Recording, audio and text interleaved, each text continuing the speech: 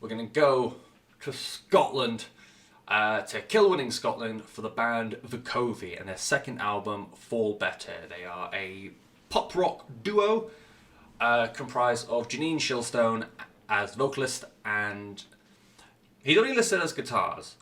So I'm kind of curious who does the rest of the band's music. It might be him, in which case somebody needs to update the Wikipedia, but as a whole, it's the duo Janine Shilstone and Hamish Riley.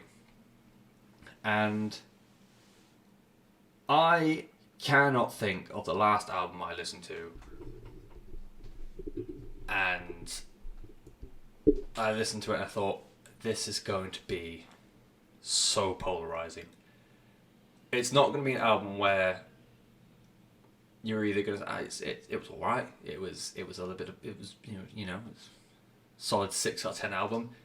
It is either going to completely infuriate you and you're going to hate it, or it's going to be one of the albums of the year and you're going to adore it, because VUKOVI do the cardinal sin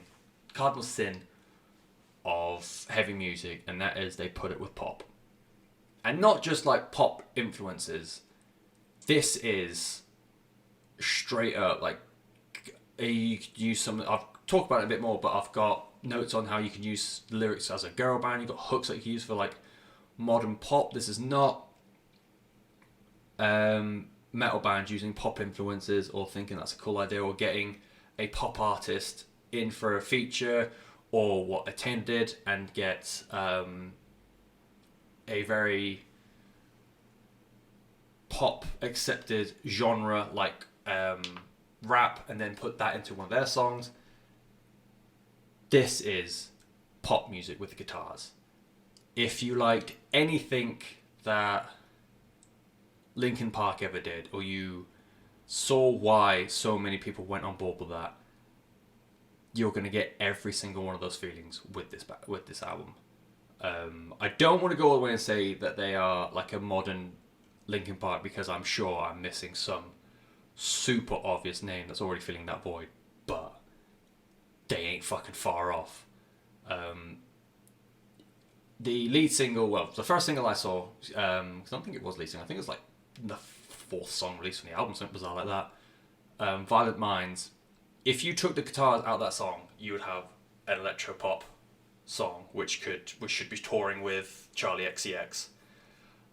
The album has, massive pop beats. It has so much fucking autotune, which I just was not expecting in this year, let alone anything else, let alone the kind of music I listen to.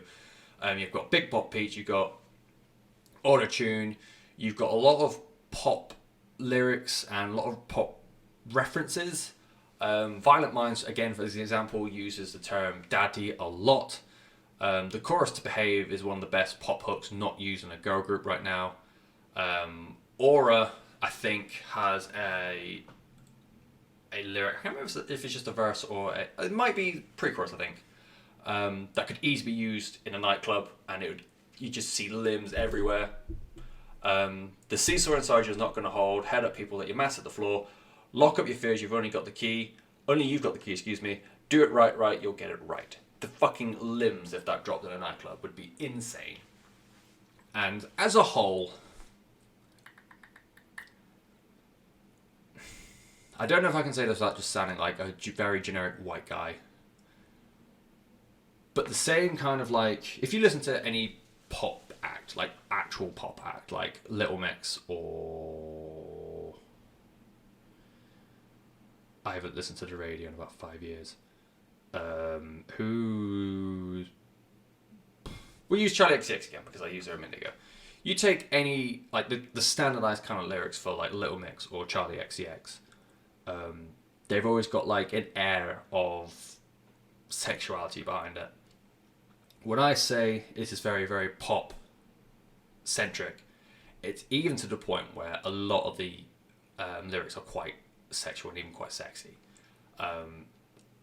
I don't know if that just makes me a very stereotypical white guy. Probably does, or straight white boy, and you know, it's an observation that I found, and that's that.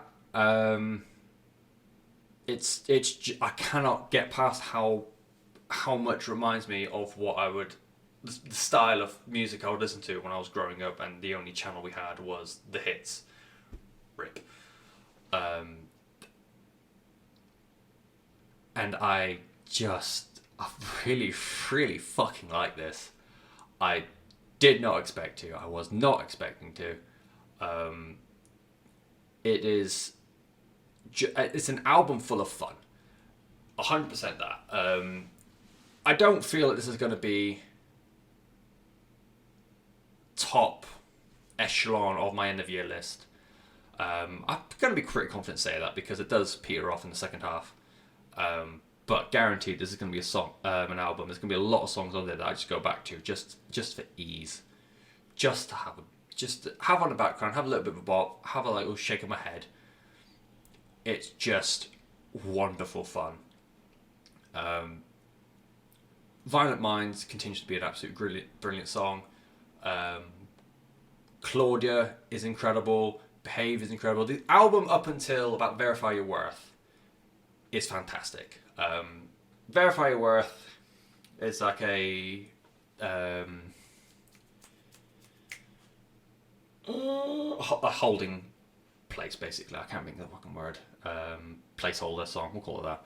And it's just the interaction with the narrative, which I'll get into in a second.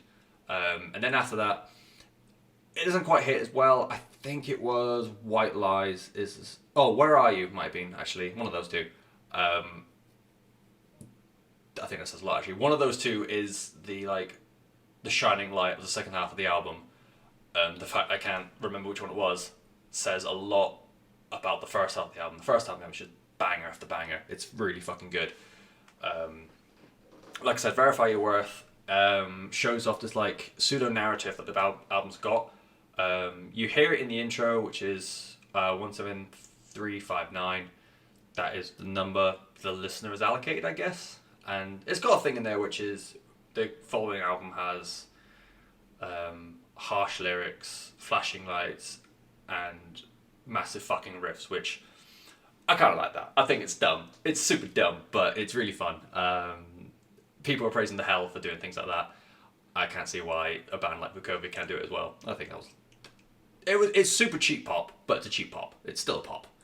But yeah, they got this pseudo narrative that there's two happening. You are either in a simulation, and this album is the world you live in, and you've also got this weird anime girl that's either chasing you or chasing someone else, and you see them chasing someone else, and then they gotta kill you. A lot of it happens in Run Hide, which is the last song. It's a bit weird for me. It's just a little bit odd. But outside of that, I think this album's pretty fun. It's really, really good. Like I said, it's easy to listen to. It's not. I just don't know. It's just fun. It's just all the pop beats that you get, and what makes pop so infectious to a lot of people. You just have that. Only this time, you just got this massive thundering riff following it, and that's a lot of why I compare it to Linkin Park. The way they would have very pop-centric ideas in their songwriting, and then use it in... I'm just going to get rid of that. And then use it in... with new metal riffs. That's kind of the vibe I get from this album. Yeah, I'm totally looking forward to what comes next for VUKOVI. And I can totally see it being a... There we go.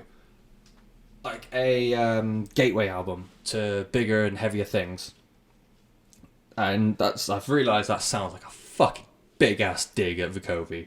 If you listen to VUKOVI, you realise music gets bitter. It's no, VUKOVI was a lot of fun, and I've said that so much now I'm going to stop. But yeah, it's a bit daft, it's a bit silly, but my god, you'll have a good time listening to it. It is the second album from VUKOVI. It is called Fall Better.